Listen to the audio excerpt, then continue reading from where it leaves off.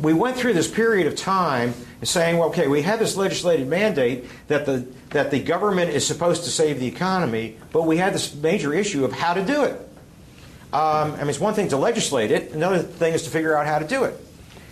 So we went through a period of about, I'd say, 15 or 20 years, I'd say at least 20 years, of the agency of a government that could possibly do something about it, trying to figure out how to do something about it. And it took some interesting work by a gentleman by the name of Art Oken, who kind of developed the framework. And what he sought to do was to develop a target of the level of GDP at various points in time that the government should be trying to steer the economy toward. And so basically it was the target. And the target, generally drawn as a straight line, although not necessarily straight, the name of it was called potential GDP. And potential GDP, and let me put that in quotes because it's not the full potential, it was the non-inflationary potential. So basically what he was trying to say is that, look, if what we have to do is try to stimulate the economy so that there's no unemployment, but at the same time not create inflation, what we want to do is only take it so far, because if we go too far with stimulating the economy, we'll generate inflation. So his target was potential GDP, and it was really based on the supply side resources of the economy. And one thing they found is, and the way this got defined, was that if you use more than, I guess it's 80% of factory, you're getting scarce factory usage, and you end up using old equipment, and which are not as efficient. So the goal became using 80% of factory capacity and using 94% of labor, i.e. leave some people unemployed, because if we get the economy stimulated so far that we're using a higher percentage of factory and labor, we're now going to be generating inflation. So this became basically the basis for the target, and the target was potential GDP. And what really happens over time is the economy goes through a slump, a recession, it's below the target line, and then if there's a normal business cycle, it starts to improve, and then it passes potential. Now we're into inflation. And then at some point, even by its own, it's going to end up with too many high-rise condos downtown, and people are going to stop building condos. And the example, steel mills or condos, I don't care what, or tech. The 1990s, it was a tech. At some point, you get too much, and investment gets overdone. There's less spending, and then you go flying below potential. In this area, you have unemployment. Here, you have inflation. Both are bad. So the question is, how do you get rid of both of them? And so what you're really going to try to do is regulate aggregate demand or total spending so that you grow right along the potential line. And you're going to try to steer the economy that direction. Well, the question is, who can do this? Well, if you do this with fiscal policy, namely government spending or taxation, it's very slow to get the laws passed. It's full of politics. Even right now, we're talking about how the fiscal stimulus plan, it's really supposed to be over 2 years, and we need it now, move it forward. It's hard to get the timing right. The policy tool of the government that is most flexible and useful for this is Federal Reserve, because the Fed can meet literally every day, any day, and talk about changing the interest rate and changing monetary policy. They meet as a regular course about every 6 weeks, but they literally could have a phone conference and do it on a day's notice, or less than a day's notice. So the Fed became the centerpiece of trying to regulate demand when actual demand was less than the potential. We have excess labor, we have unemployment, we have excess factory. By the way, the current number on factory utilization, I think, is 69, which is pretty low. It's rare it's been under 70. I don't think the post-war period has been under 70. I think we're at 68 or 69 now. Unemployment, we're about 91, I guess, something like that. But in any event, the question then becomes, how in the world do you steer the economy by regulating monetary policy to try to iron out these cycles and get the economy to grow along potential? Well, I'll tell you a quick, interesting story. I actually had a small role in that. In the 1960s, I just came out of school with an MBA and I was working at the Federal Reserve.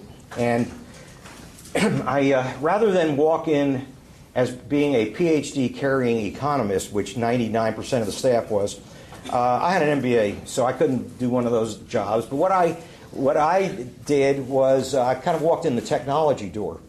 And my job was to figure out how to apply technology to, i.e. data processing or data, or, the IBM computer at the time was the rage, and how to use the computer for their research and monetary policy, which ended up being a fantastic job because every month I'd go to a new section and find out what they were doing and figure out how to make their job more effective. Where most of these PhDs would sit in the same desk for a career and write the same form for a career. So I got to see more in a year than they got to see in a career. Probably more than 6 months than they got to see in a career.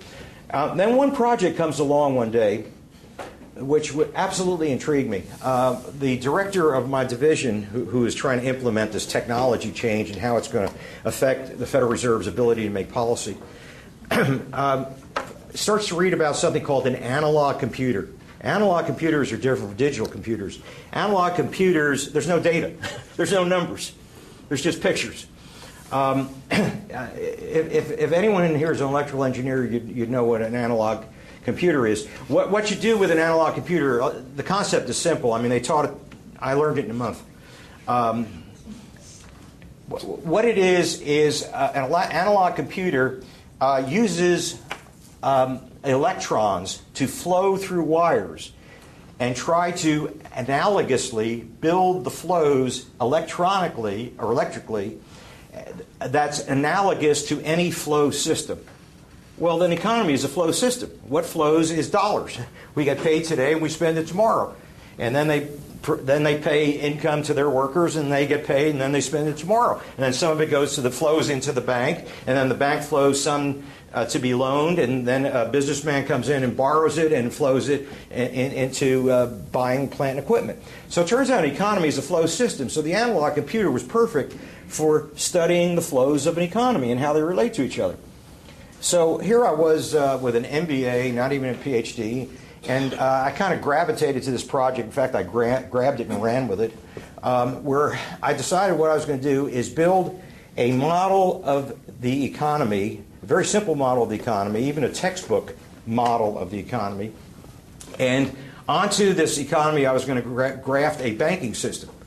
And in the economic equations would be the ones you learned as undergraduates. You have consumption spending, you have investment spending, which is plant and equipment, and then you have government spending, and some of the income comes out of the income flow because it goes to the government as taxes, and then the difference, then they borrow some and spend. So all these are flows, and one relates to the other.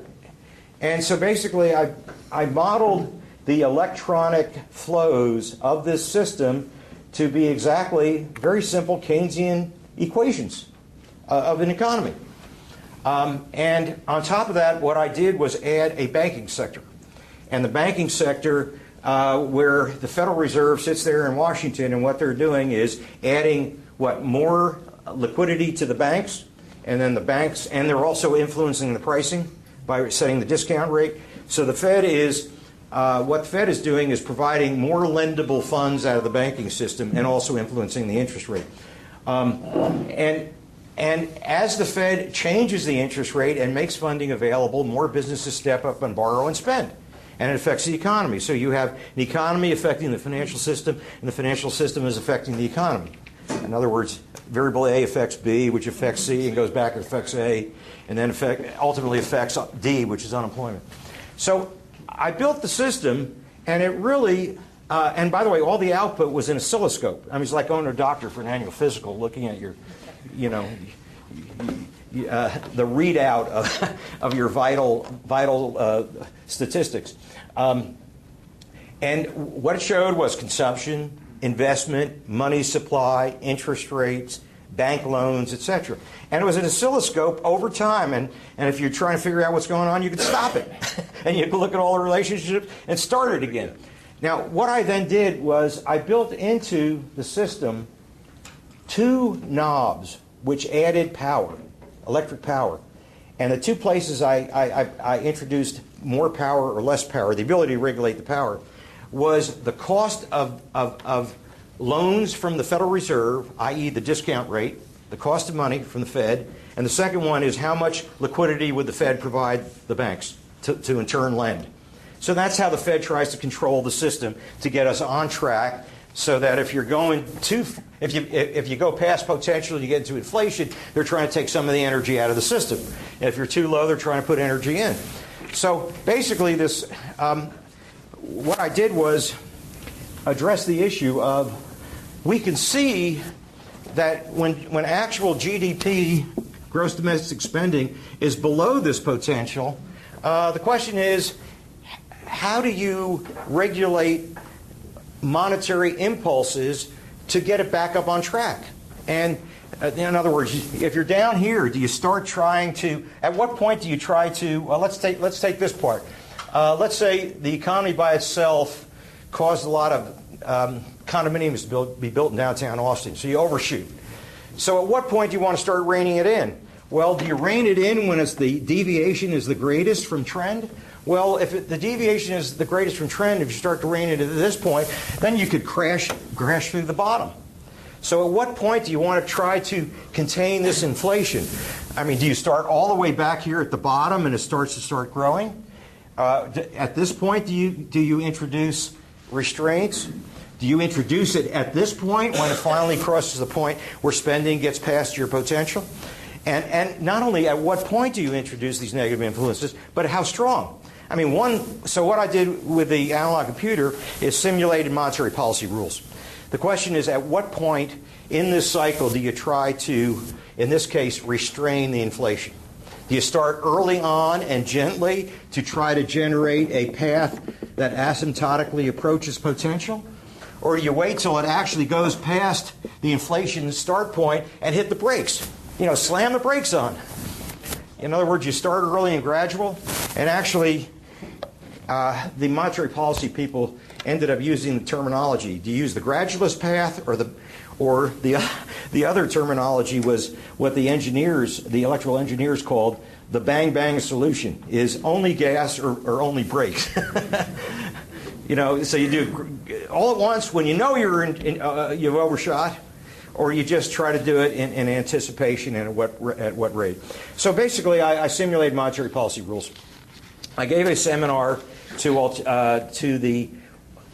a group about this large of all PhD staff economists at the Fed, plus the 7 governors.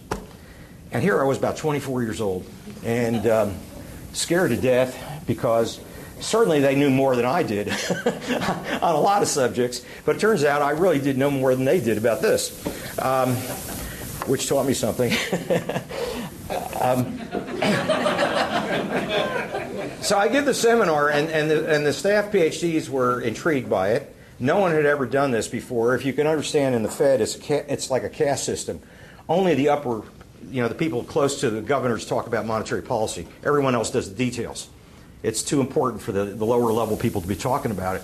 And here I was about the lowest level on the whole rung, and here I am simulating monetary policy rules in front of the whole staff and the governors. I violated every cardinal rule of that place.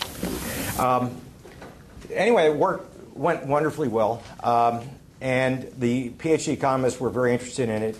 It ended up, by the way, the rules that I introduced ended up now in the literature. It's called the Taylor rules. John Taylor, who was a classmate of mine at Stanford, ended up coming about these rules and empirically estimating them. The Fed uses them today, and it becomes part of the folklore. The Taylor rules are how big a monetary response relative to the deviation. I literally did it 30 years before. But I did it as a simulation, which is not the right, methodology for the paradigm. But nonetheless, so I give the seminar, and afterwards, the word gets back to my boss, who says, I got some interesting news to tell you, or unfortunate news. The governors thought that I'm dangerous. I said, well, why am I dangerous? They said, well, it was kind of hard to explain. He said, they get the sense that you're trying to turn an art into a science.